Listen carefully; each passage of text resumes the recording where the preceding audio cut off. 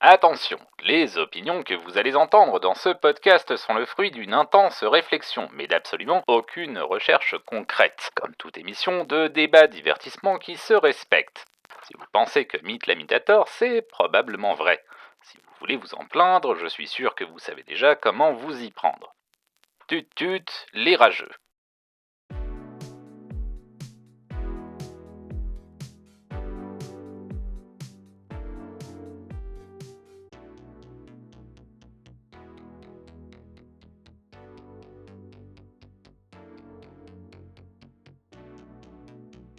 Salut tout le monde et bienvenue dans Hot Taxi Slow Burn, le podcast qui distille les cerveaux et rince les opinions. Je suis Mythe, j'ai beaucoup de choses à dire, j'ai que ça à foutre. Et pour cette émission, je suis rejoint par Harold. Salut Harold. Salut Mythe. Alors, bon Harold, tu es pas exactement un membre de la belle famille de Carton C, mais bon, t'es un petit peu un aficionado de Hot Taxi Slow Burn, hein. On te retrouve assez régulièrement sur nos ondes. C'est vrai, j'ai l'honneur d'être de temps en temps invité dans cette émission. Ah, c'est toi qui me fais un immense honneur en acceptant les invitations à chaque fois. Donc pour cette émission, on va parler d'une anecdote que m'avait raconté un autre ami et qui m'a évoqué une hot take qu'on va pouvoir développer ensemble. Donc il y a quelques temps sur le PS Plus, il y a parmi les jeux gratuits du mois, je sais plus quand c'était exactement, mais ils avaient donné le remaster de Sonic Colors. Donc Sonic Colors qui était sorti en 2010 sur Wii et sur Nintendo DS. C'est deux jeux très différents, mais donc voilà, ils étaient sortis à cette époque-là. La version Wii était longtemps restée bloquée sur cette console et il y a quelques années, ils ont ressorti un remaster pour PS4 et compagnie. Je peux même te trouver l'année exacte, 2021. Si je dis pas de bêtises. Ça tombe très bien que tu parles de ce jeu parce que j'en ai jamais entendu parler avant. T'en as jamais entendu parler. Non, Pour faire une référence à un autre podcast Studio Carton C, je pense que je suis l'anti-Pix. Je suis le mauvais élève. Ah non, mais t'inquiète pas, t'as pas besoin de connaître le jeu, puisque je vais faire des descriptions de ce qui se passe dans le jeu, enfin de ce qui est important à savoir pour le jeu, donc t'inquiète pas pour ça. Sonic Colors, c'était un peu c'était un peu une bouffée d'air frais quand il est sorti, parce que avant ça, on avait eu le Sonic 2006 horrible sur Xbox 360 et PS3. On avait eu Sonic Unleashed avec son hérisson garou qui était quand même pas facile à appréhender, et le changement de gameplay était assez déroutant. Et puis là, ils avaient sorti Sonic Colors et on jouait que Sonic pendant tout le jeu. On avait les petites bestioles là, les Wisps, qui permettaient d'avoir des pouvoirs qui servaient sur des sections bien délimitées de chaque niveau. Et tout semblait aller pour le mieux dans le meilleur des mondes. D'ailleurs, la matrice de Sonic Colors a quand même beaucoup servi après pour faire Sonic Generation en 2011, puis pour faire Sonic Forces en 2017. Tous ces jeux-là, en fait, c'est des jeux qui se sont vraiment appuyés sur Sonic Colors pour Les, devenir ce qu'ils étaient. les Ouais. Wisp, il faut un peu le voir comme les différents power-up qu'on pourrait avoir dans un Mario, quoi. Genre les chapeaux dans Mario Odyssey, ou genre les différents bonus qu'on pourrait avoir dans Super Mario World, c'est ça? Euh, les chapeaux dans Mario Odyssey, c'est une assez bonne comparaison, parce que ça va transformer Sonic et ça va vraiment changer le gameplay le temps où t'es transformé par le Wisp. Ok, ok. Donc il y en avait de différentes couleurs. C'est pour ça que le jeu s'appelle Sonic Colors, et ils étaient vraiment la base du gameplay. C'était très sympa. Mais voilà, donc le copain qui avait téléchargé le jeu, il a dit, moi j'ai fait deux trois niveaux, enfin je m'étais dit, je vais me faire un petit jeu de plateforme tranquille, et puis j'ai fait deux trois niveaux, ça m'a saoulé, j'ai désinstallé. Ce qui est d'ailleurs un petit peu aussi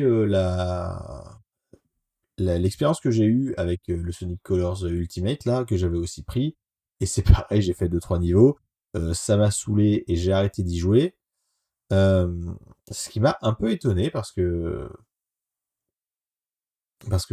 même si j'avais pas fait Sonic Colors sur Wii, je l'avais fait sur DS et je l'avais beaucoup aimé à l'époque. Et Sonic Unleashed, moi je trouvais qu'il était ok, surtout les niveaux où tu cours avec Sonic. Sonic Génération, je l'aime beaucoup, je l'avais refini il y a quelques années, en plus de l'avoir bien rincé sur Xbox 360 à l'époque.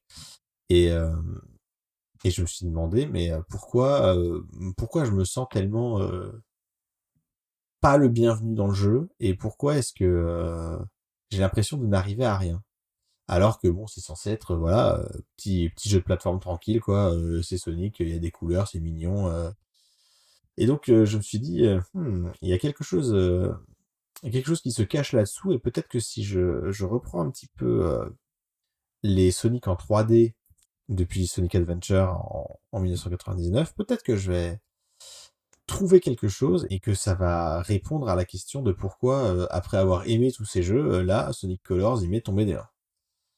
Ouais, c'est vrai. En plus, j'étais toujours connu comme un grand fan des différents opus qui sont sortis. Donc, Ah ouais, j'en ai joué à beaucoup, hein. J'ai pas joué à tous, mais j'ai joué à beaucoup, hein. Pour revenir à tout ça, je sais que toi, ton expérience de Sonic, elle est un peu plus limitée, on va dire. oui, clairement. Mais Je t'ai vu jouer, je pense, plus que j'ai moi-même joué à Sonic. Et je me rappelle sur Sonic Adventure 2 et ciao. ouais, ils étaient aussi dans le premier Sonic Adventure. Mais je me rappelle aussi que toi, tu avais acheté en promo Sonic Adventure 2 sur Steam et C'est que vrai. tu as tenu une dizaine de minutes avant de le désinstaller. Peut-être moins. C'est marrant, je me rappelle même pas l'avoir installé. Mais c'est vrai que je l'ai. Bon, après, c'est un jeu un peu spécial, mais quand on sait apprécier ce qu'il a à offrir, je pense que c'est encore une expérience plutôt honnête. Mais donc, ouais, il y a une Mais particularité sur oui, vas-y. si du coup, si je comprends, enfin, je passe des images en même temps là, enfin des vidéos. Sonic Colors est un jeu 2D, mais l'Ultimate Edition est un jeu 3D. Alors non, Sonic Colors sur DS était un jeu 2D qui était basé sur l'architecture des Sonic Crush, qui étaient des jeux DS en Ok, 2D.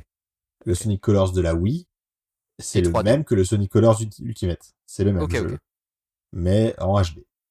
Ok, ok. Il y a d'ailleurs des gens qui ont beaucoup râlé sur ça parce que c'était entre guillemets juste le même jeu en HD, euh, et c'était un peu voilà, disons que c'était un jeu de 2010 qui ressortait en 2021 avec rien de plus que les graphismes en haute définition. Oui. Donc bon, il y a des gens qui ont trouvé que c'était C'était un beaucoup peu léger, demandé quoi. de repayer plein pot Ah ouais. un jeu qui n'avait pas beaucoup changé. Et pourtant moi qui l'ai eu avec mon abonnement PlayStation Plus, et ben il m'est quand même tombé des mains. Donc bon. Mais donc pour revenir à ça, le truc c'est que donc les Sonic, voilà 1991 machin, on va pas refaire toute l'histoire. En plus, j'ai parlé en détail de Sonic 3 et Knuckles dans le premier épisode de cette saison, hein. C'est clairement du jeu de plateforme.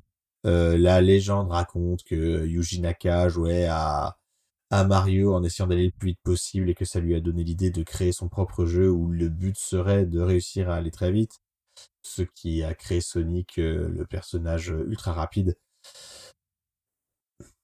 Ça donne beaucoup de débats sur quel est le rôle de la vitesse dans les jeux Sonic, tout le monde n'est pas d'accord.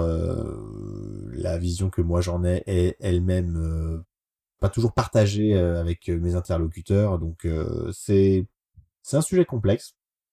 Et en plus, le rapport à la vitesse n'est pas le même dans les Sonic en 2D et dans les Sonic en 3D. Moi, d'un point de vue très extérieur, c'est vrai que pour moi, les Sonic, je pense à Sonic, je me dis, c'est assez proche d'un Mario à la nuance près que c'est un peu sous stéroïde, quoi. En termes de vitesse, bah, c'est beaucoup plus nerveux, quoi. Ouais, alors en fait, peu plus complexe que ça parce que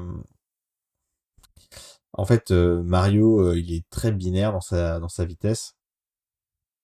Alors que Sonic, il y a des pentes, il y a des courbes, et Sonic, il a son poids qui a une influence sur comment il va accélérer, comment il va accumuler de la vitesse. Mhm. Et il y a des petits trucs, mais par exemple, dans Sonic, si tu sautes pendant que tu es en train de monter une pente, tu vas sauter plus haut que si tu sautes sur du plat. Et si tu sautes pendant que tu es en train de descendre une pente, tu vas sauter plus bas que si tu sautais sur du plat. Ouais, Des c'est petits un trucs comme moteur ça. physique un peu plus élaboré, quoi. Voilà, c'est un peu plus élaboré. Et donc, mon opinion, pas forcément partagée par tout le monde à propos des jeux Sonic, c'est que les jeux Sonic, c'est des jeux où la vitesse est possible, mais où la vitesse n'est pas offerte. Aller vite dans Sonic 2 ou dans Sonic 3, pour, pour parler comme un vieux con, ça se mérite avec beaucoup d'entraînement, beaucoup d'apprentissage par cœur des niveaux, pour pas se faire arrêter par ici un piège, ici un ennemi placé de manière pas très sympa. C'est pas des jeux où le but c'est pas des jeux qui vont te dire allez vas-y va tout droit et fini et le niveau est passé et tu t'es rendu compte de rien. Ouais, ouais. Le niveau il faut que tu le connaisses assez intimement avant de pouvoir commencer à aller très vite. Donc ça c'était la philosophie des Sonic en 2D. Ça se retrouve encore un petit peu dans Sonic Sonic Mania, ça se retrouve un petit peu dans Sonic Superstar, même si bon Sonic Superstar c'était vraiment une déception. Et en revanche, euh, autant le premier Sonic Adventure, quand tu joues Sonic, c'est l'extension du gameplay 2D en 3D. Il y a toujours le truc de tu sautes plus haut si t'étais en train de monter une pente, tu peux faire le spin dash pour aller vite. C'est assez impressionnant d'ailleurs de reprendre aujourd'hui Sonic Adventure et de voir à quel point Sonic se jouait comme il se jouait en 2D. Mais Ok. ça a assez vite changé. Déjà dans le premier Sonic Adventure, ils avaient pris l'idée de Mario 64 avec ses étoiles. Tu pouvais récupérer des emblèmes et chaque niveau, il y avait plusieurs emblèmes différents à récupérer. Et dans les niveaux de Sonic, bah, récupérer les emblèmes, ça consistait à finir le niveau normalement, puis finir le niveau en ayant un certain score, puis finir le niveau très vite. Euh, Et donc, si t'allais pas assez vite, eh ben, tu pouvais pas avoir l'emblème. Donc, il y avait l'idée qu'il y avait un certain degré de performance qui allait te permettre d'arriver à à la récompense promise par le jeu. Et avoir tous les emblèmes, bah, du coup, c'était pas facile parce qu'il y avait des niveaux qui étaient un peu chauds hein, pour pour réussir à faire le temps qui était demandé. Parfois, il fallait avoir une bonne maîtrise du jeu ou faire des stratégies de speedrun qui allaient pas de soi. Ouais. Il me semble que dans Mario Galaxy, il y a c'est des étoiles, là, je crois, dans Mario Galaxy, Ouais, c'est des qui, étoiles. qui me semble qui se débloquent aussi sur des épreuves timées très, comment dire, très enfin, dures entre guillemets, quoi. Enfin, genre assez exigeantes quand même. Euh, tu vas probablement pas réussir du premier coup. Mais effectivement, oui, enfin bon, après, le, ça reste des étoiles assez rares, quoi. Enfin, il y en a Ouais, pas tant que ça, quoi. il y a des trucs vénères dans Mario Galaxy sur certaines étoiles, effectivement. Notamment quand tu te fais courser par le Mario négatif qui fait exactement la même chose que toi mais avec quelques secondes de retard et du coup tu peux pas Ouais, trop tu peux pas repasser par là où traîner. t'étais. Tu peux pas traîner, tu peux pas repasser par là où t'étais. Ouais, il y avait des trucs assez vénères effectivement de ce côté-là aussi. Il y a déjà il y a cette idée de cacher des récompenses derrière de la performance qui apparaît, alors que dans les Sonic en 2D, t'avais l'idée de faire un high score, mais t'avais pas de récompense spéciale pour avoir fait un high score, t'avais juste fait un high score. Le score, c'est dépendant des anneaux que tu chopes, ou enfin uniquement, ou c'était aussi, c'est aussi une question de temps ou d'ennemis C'était aussi une question de détruits. temps. C'était aussi une question de temps. Tu pouvais faire des combos d'ennemis pour faire des points. D'accord, ouais. Donc il y avait plein de trucs, mais la plus grosse source de points c'était le temps et le score maxi. Parfois t'avais 20 secondes pour faire le score maxi quoi. Ouais, ok.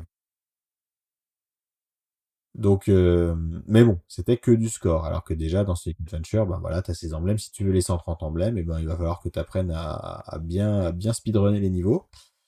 Après, bon, il y avait les autres personnages et alors les emblèmes avec Big the Cat, je te raconte pas.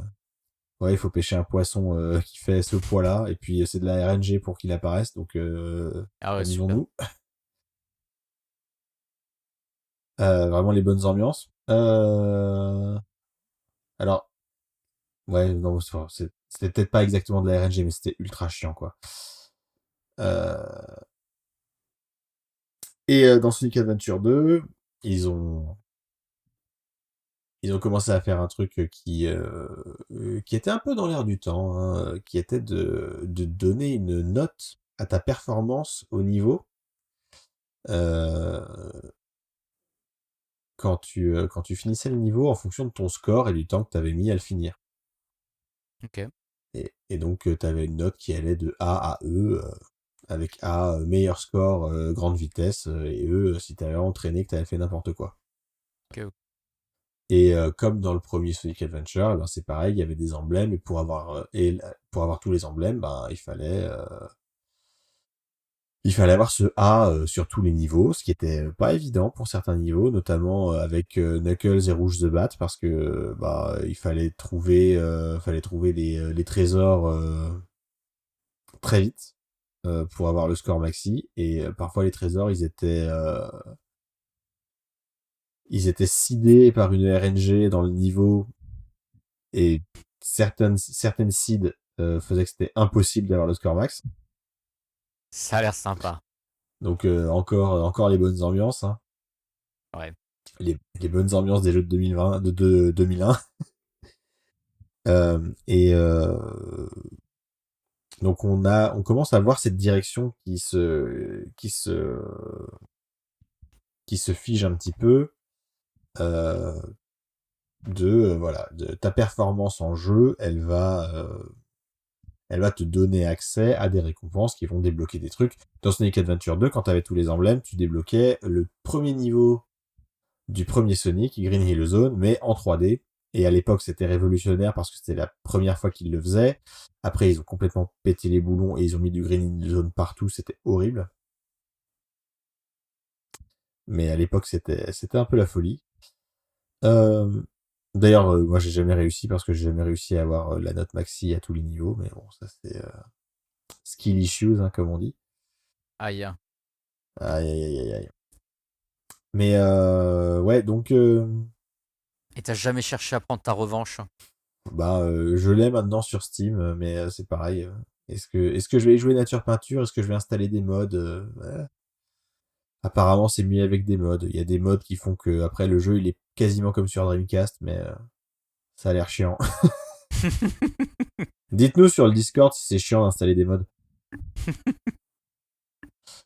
Non, mais moi, les seuls mods que j'ai installés, c'était pour Baldur's Gate 2 et parfois ça faisait planter le PC, quoi. Donc, bon. Ouais, bon, ça, bon, après, Baldur's Gate 2, c'est aussi un peu un jeu qui plante des fois, même si tu installes pas le Oui, mode. oui, ça fait partie du charme, hein. C'était l'époque. C'était la mode à l'époque. On savait Aussi s'amuser, un hein. jeu de... Ouais, le Throne of Ball 2001, hein, Le c'était bon vieux l'époque, temps. hein. Ouais, c'était le bon vieux temps, hein. Peut-être qu'il y en a parmi vous qui n'étiez même pas nés, hein, quand on jouait à ça sur nos PC beige avec des écrans cathodiques.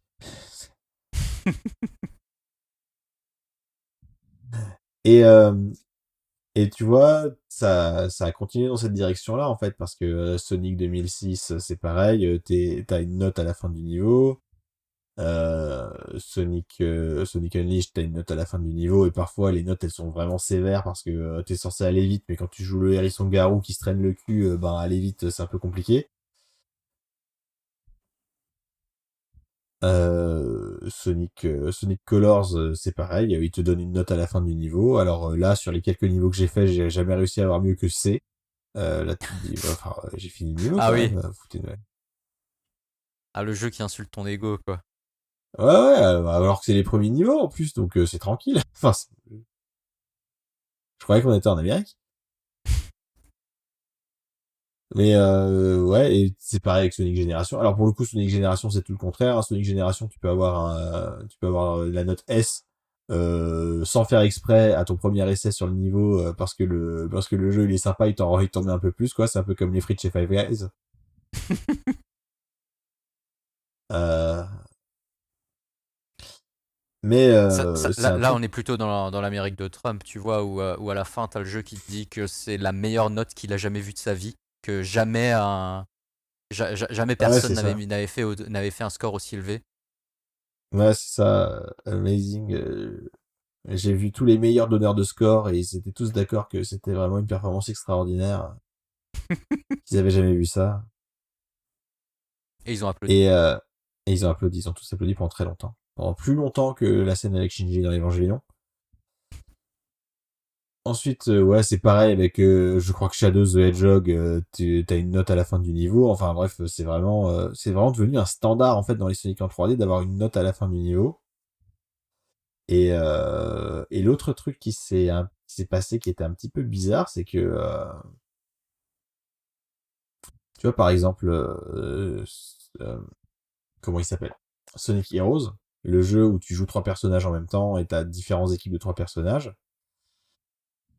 Dans sa description, dans la manière dont le jeu s'auto-décrit à travers le personnage qui donne des conseils, il se décrit pas comme un jeu de plateforme. Il se décrit comme un jeu d'action. Euh, alors, ce qui est un peu bizarre parce que, à part les jeux de gestion, et même les jeux de gestion, on peut en débattre. Est-ce que tous les jeux sont pas un peu des jeux d'action parce que tu appuies sur des boutons pour qu'il y ait des actions qui se produisent à l'écran? Alors, c'est marrant parce que je crois que je t'en ai déjà parlé en plus, mais j'ai commencé un peu à me prendre la tête sur la classification de mes jeux sur Steam.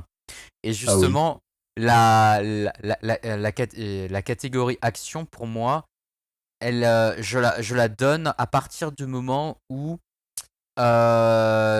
tu dois faire preuve de skill, entre guillemets, pour réussir.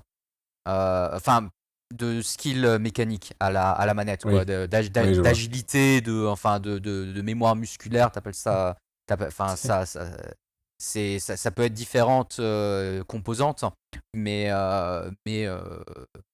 y a, enfin, dès qu'il y a une notion, on va dire, de skill, de compétences manette en main, pour moi, enfin, manette ou clavier souris, Oui. ça devient un jeu d'action. Mais du Donc, coup, ouais, s'il y a un risque de tendinite, c'est un jeu d'action. ouais. Et enfin, même pas forcément tendinite en fait. Enfin, je pense que tu as des jeux enfin, qui sont assez chill, mais où tu dois quand même, comment dire, réussir ce qu'on te demande de faire, qui serait catégorisé comme des jeux d'action aussi.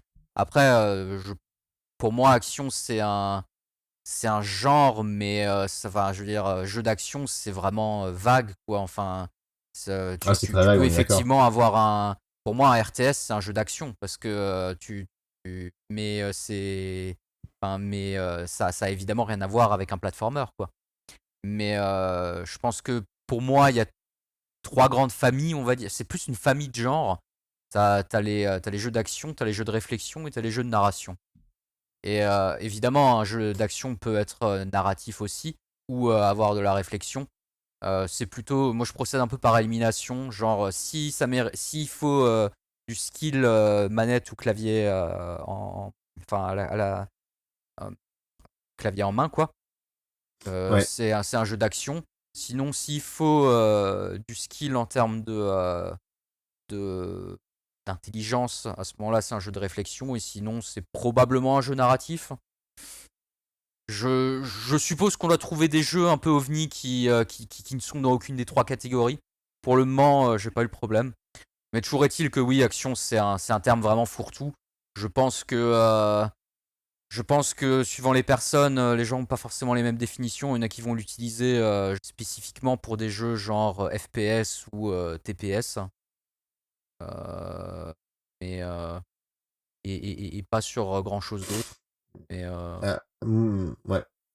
Moi, ce que j'aime beaucoup avec ta définition, c'est que si on suit ta définition, et ce serait peut-être une petite hot take intermédiaire pour cet épisode, on peut dire que Tetris, c'est un jeu d'action.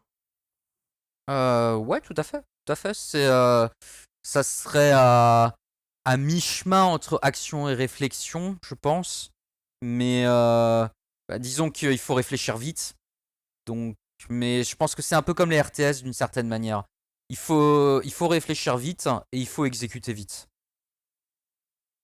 Ouais, ouais, ce qui est souvent une mauvaise idée pour les jeux de puzzle. Hein. Si vous faites vraiment un jeu de puzzle, le but c'est de réfléchir. Mettez pas au pif dedans un puzzle où il faut être, oui, ou un puzzle à exécution au milieu, quoi, parce que ça va vraiment casser les couilles à tout le monde qui joue à votre jeu. Hein.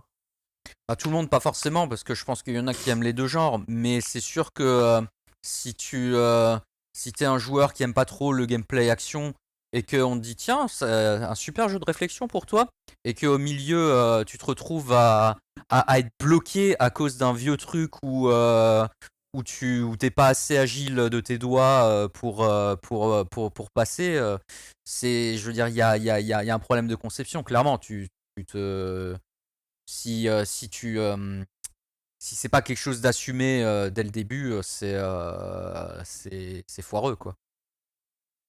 Ah bah complètement. Mais il suffit d'écouter l'épisode de Pragmastic sur les Chevaliers de Baphomet et de voir comment les aficionados parlent de l'énigme de la chèvre dans les Chevaliers de Baphomet, qui est la seule énigme avec du timing de tout le jeu.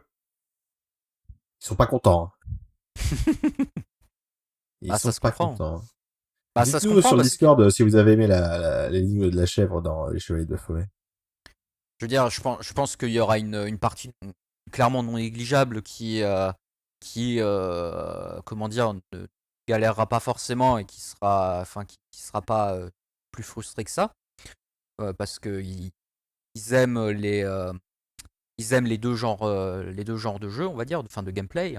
Mais si tu achètes un jeu en pensant que tu vas avoir un type de gameplay et qu'en fait, au milieu du jeu, bah, tu te rends compte que c'est un autre, qu'on te demande autre chose, ben, forcément, t'as une bonne partie des fans du genre qui vont être frustrés, quoi.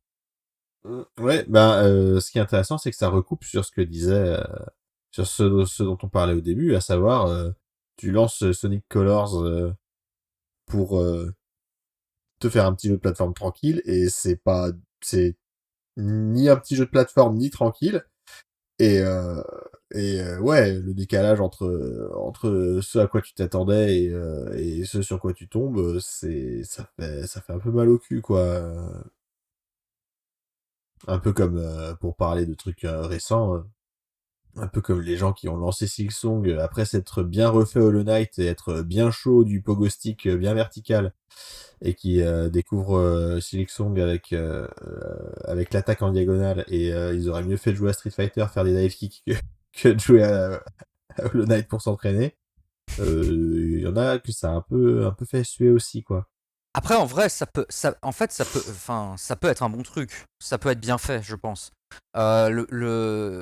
Je cherchais un exemple là depuis avant parce que c'est vrai que ça m'est pas venu tout de suite. Mais j'ai pensé à Dishonored 2. Dishonored 2, on a un niveau, c'est le sixième niveau, je crois. C'est un niveau où désolé, hein, je dévie un peu, mais je vais essayer de faire rapide. C'est un niveau où on doit passer une porte pour finir le niveau. Porte à laquelle on a accès très tôt dans le niveau. Et en fait, pour déverrouiller cette porte, c'est plus une porte de coffre-fort, on va dire. euh, pour déverrouiller cette porte, on a plusieurs options. On a le choix d'aider une des deux factions de la zone dans laquelle il y a la mission. Je crois qu'on peut aussi s'en sortir en n'aidant aucun des deux, enfin en les tuant, on va dire. Je crois qu'on arrive à récupérer une solution.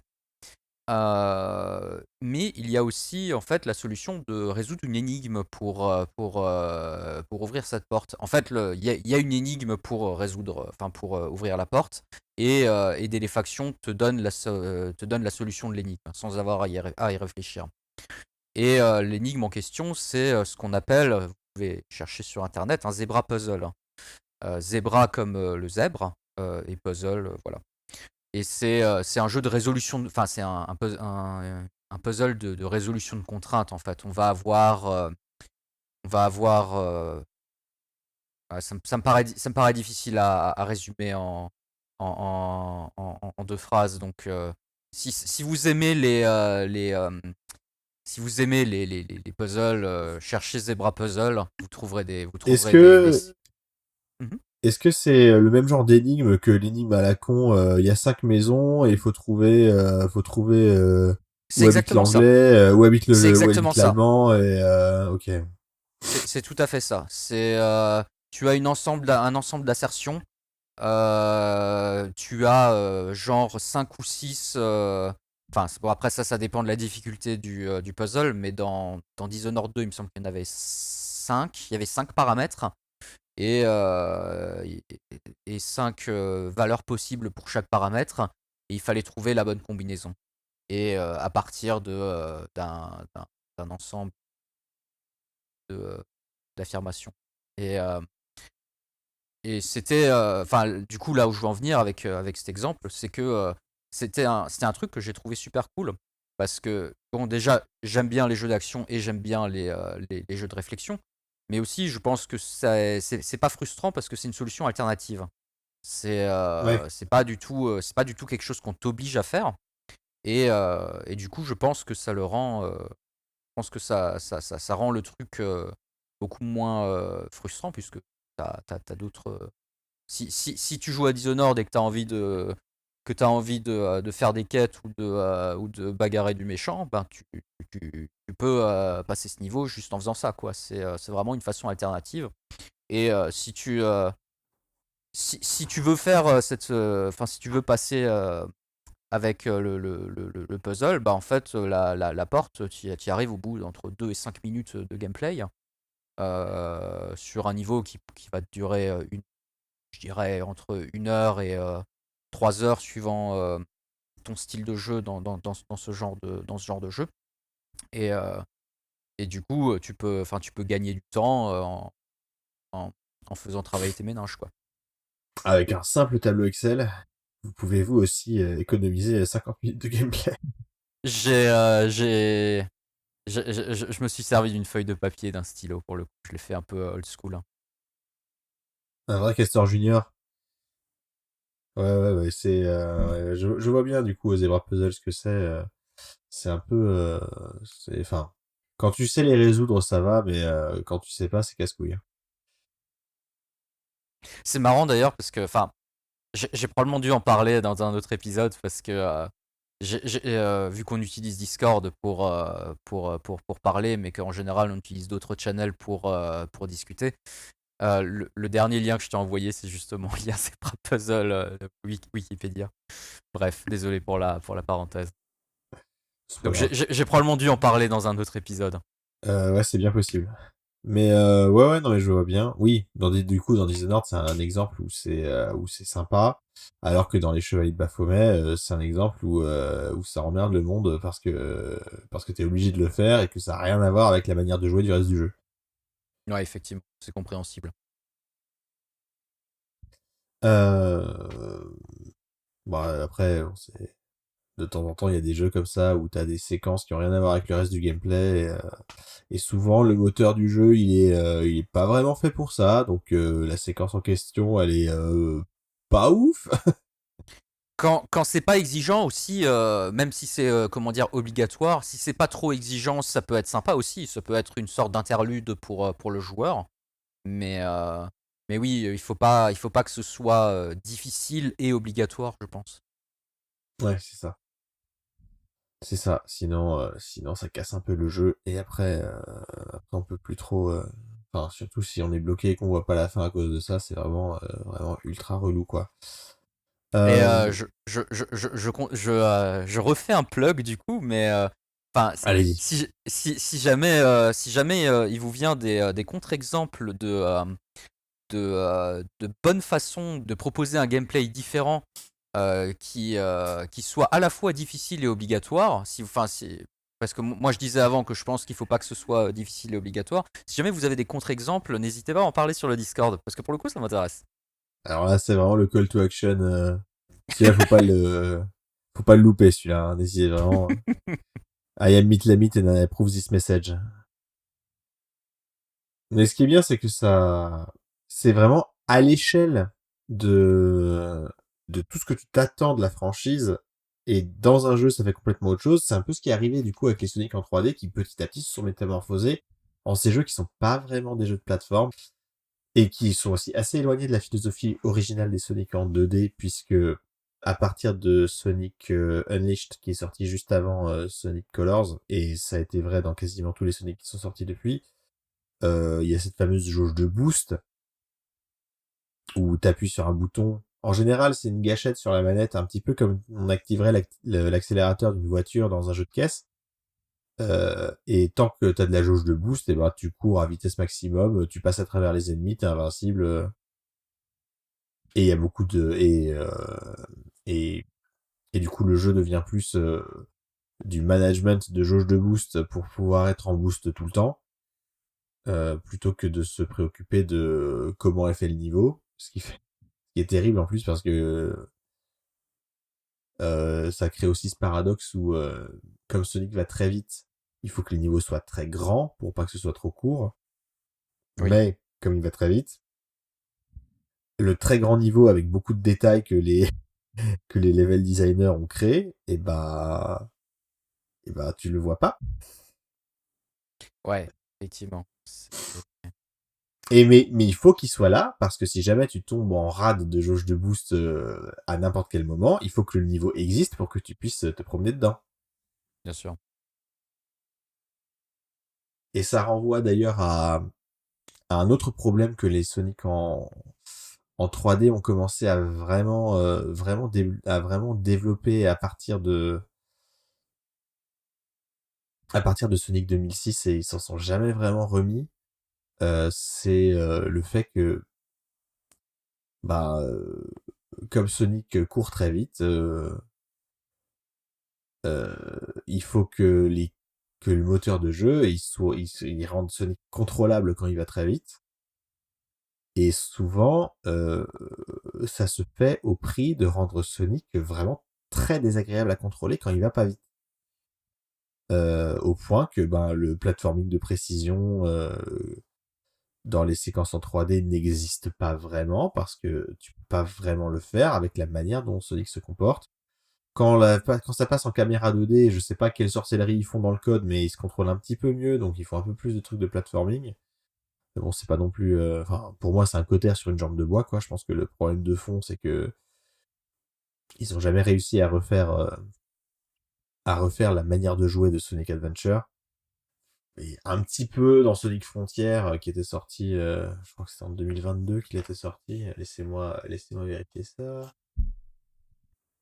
Hop là, Sonic Frontiers. Donc, c'était sorti en 2022, c'est ça. Novembre 2022, donc je ne suis pas fou. Euh, voilà. À part Sonic Frontiers, où tu dois faire des réglages en plus dans le menu du jeu pour que Sonic soit plus agréable à contrôler, on a vraiment perdu l'aspect plateforme en ayant Sonic qui va très très vite et qui du coup est désagréable à contrôler quand il va pas vite. Si vous êtes déjà tombé en rate de jauge de boost dans un Sonic avec une jauge de boost, vous savez très bien de quoi je parle. C'est vraiment pas marrant. Et pour ceux qui voient pas de quoi je parle, je vais essayer du mieux que je peux de vous décrire ça, mais Je pense que c'est un c'est peu comme si tu devais marcher dans une ville américaine. comme si tu devais marcher à Los Angeles, ouais. Non, disons que le saut est bizarrement raide. Euh, c'est, c'est jamais complètement sûr où va aller Sonic quand tu inclines le stick dans une direction. Est-ce qu'il va juste se retourner? Est-ce qu'il va faire un grand arc de cercle? Bah, c'est un peu la loterie à chaque fois. Les sauts sont dégueulasses. Et d'ailleurs, l'attaque auto-guidée, euh, dont on comprend que c'est difficile de faire sans dans un environnement en 3D, bah ça devient tellement une béquille que juste le saut de base, il s'en tape royalement et quand on a besoin, bah c'est vraiment la galère. Et donc bah on se retrouve avec ces jeux et dans le cas de Sonic Colors, c'est ultra marqué où il y a une barrière d'exécution assez élevée avec des séquences de boutons qu'il faut bien maîtriser pour avoir le meilleur score, faire des figures, faire des acrobaties, faire des trucs stylés pour améliorer sa note à la fin du niveau, avec du platforming dégueulasse qui marche pas du tout. En fait, petit à petit, ces jeux Sonic, c'est devenu quelque chose de très différent de jeux de plateforme, et ça va être ma hot take pour cet épisode. Finalement, Sonic Colors, c'est un jeu qui a moins à voir avec Sonic 1, 2 et 3, et qui a plus à voir avec un Devil May Cry ou un Bayonetta. Intéressant. C'est. Sachant que je suis en train de regarder en même temps une vidéo de Sonic Colors, c'est vrai que c'est. J'ai pas trop joué enfin, j'ai jamais joué à Devil May Cry, donc je vois pas trop le rythme, mais effectivement, Bayonetta, c'est dans le genre, je crois que c'est un jeu assez nerveux, quoi. Donc, Ah oui, c'est bien nerveux Bayonetta, hein.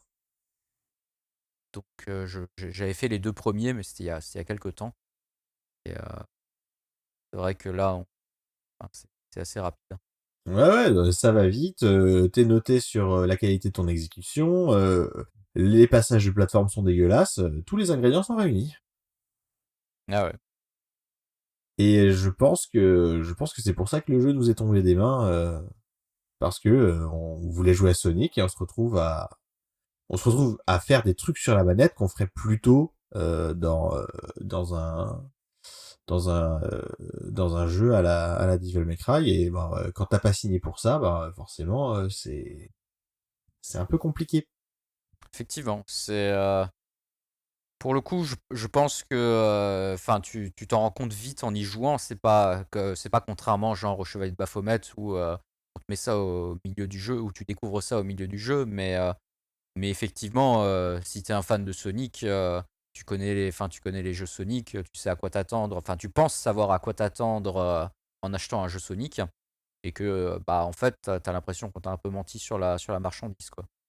Ouais, c'est ça. Et puis bah surtout voilà, c'est le premier niveau. Il y a pas de contexte, il y a pas d'histoire, alors tu te dis ah ouais c'est cool, c'est comme à l'époque, et puis bon tu tombes dans un trou, tu tombes dans deux trous, tu tombes dans trois trous, et puis tu finis péniblement le niveau, et puis allez prends ton E espèce de paysan, et puis si t'es sage tu iras au deuxième niveau. C'est dur, hein. Ouais, effectivement, je comprends que ça puisse. Alors qu'en fait, en plus le truc c'est que je pense que une fois que tu acceptes que ça va être plutôt un challenge d'exécution exigeant et que c'est pas forcément la peine d'espérer avoir un A partout dès le début, je pense qu'il y a des choses à tirer de ce jeu. Mais bon, ça vient entrer en conflit avec les autres jeux dans le backlog, ça entre en conflit avec le temps qu'on arrive à dégager.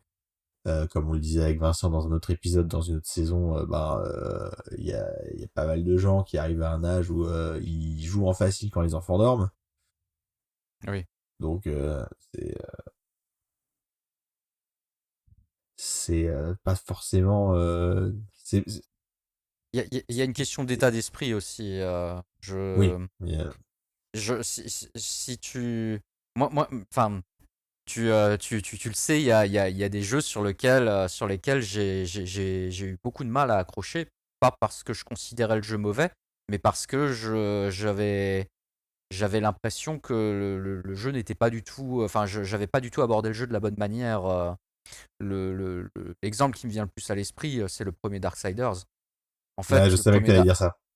le premier Darksiders, c'est le prologue, en fait, la première demi-heure de jeu, où tu es surpuissant, t'as l'impression de jouer à un jeu un peu dans la même veine que Bayonetta. Tout à Dans... fait. Et en fait, quand à la fin du prologue, spoiler alert, le personnage principal perd ses pouvoirs. Et en fait, on se retrouve à jouer à Zelda Ocarina of Time, hein. Et en fait, le truc, c'est que j'ai essayé 5 fois ce jeu, je crois, en ayant arrêté au bout d'une heure à chaque fois, parce que effectivement, je trouve que le prologue ne te prépare pas vraiment à ce que va être le jeu, en fait. Enfin, même pas du tout. Et il y a eu une fois où, enfin, je sais pas combien d'essais ça a pris à partir du moment où tu m'as dit qu'il fallait pas que je le voie comme un Bayonetta, mais que je le vois comme un Zelda Ocarina of Time. Et je sais pas, ça a pas pris du premier coup pour autant, parce que j'avais pas réussi à vraiment être dans cet état d'esprit. Mais à partir du moment où j'ai réussi à l'être, j'ai beaucoup aimé le jeu. Ouais, Darksiders, valeur sûre, hein, premier Darksiders, franchement, c'est un jeu de son époque, donc il est pas très long, parce qu'à l'époque, les jeux qui sortaient, ils étaient pas si longs que ça. C'est une recommandation que je fais assez tranquillement. Le jeu, il se fait bien. Bonne ambiance Zelda. Le perso est marrant à jouer. Donc vraiment, allez-y tranquille. Ça doit en plus se trouver pour une bise et un coca sur Steam, quoi. Donc vraiment.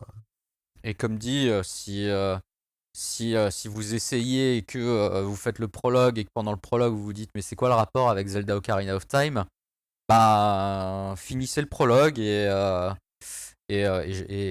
jouez un petit peu après encore, et là vous verrez vous verrez un petit peu plus. Et c'est vrai que Ouais, le prologue n'est pas du tout représentatif de l'expérience de jeu, en fait. oui, la Zeldaïté du jeu n'apparaît pas dans le prologue. Ouais, clairement. Bah écoute, je pense que sur cette chouette recommandation d'un autre jeu de 2010, on va pouvoir se dire au revoir sur ces bonnes paroles. Merci Harold d'être venu parler de Sonic et de Devil May Cry avec moi. Et Dishonored. Et merci beaucoup à toi, Tim, de m'avoir invité. Et je vous rappelle que Texas Slow est un podcast Studio Carton C. N'hésitez pas à vous rendre sur studiocartonc.fr pour voir tous les différents podcasts que vous pouvez écouter. Vous pouvez bien sûr rejoindre le Discord, envoyer un mail à hottext.slowburn@gmail.com. Vous pouvez laisser un avis sur votre podcatcher préféré. Qu'est-ce que je voulais dire d'autre? Merci à Paul pour le montage, merci à Vincent pour la voix off au début de l'épisode, merci à Simon pour la musique du générique. Retrouvez la chaîne YouTube de Simon dans la description de l'épisode. On se retrouve le mois prochain, et puis d'ici là, je suis toujours Mythamite, et continuez d'ouvrir votre esprit en jouant à des jeux vidéo. Allez, salut tout le monde!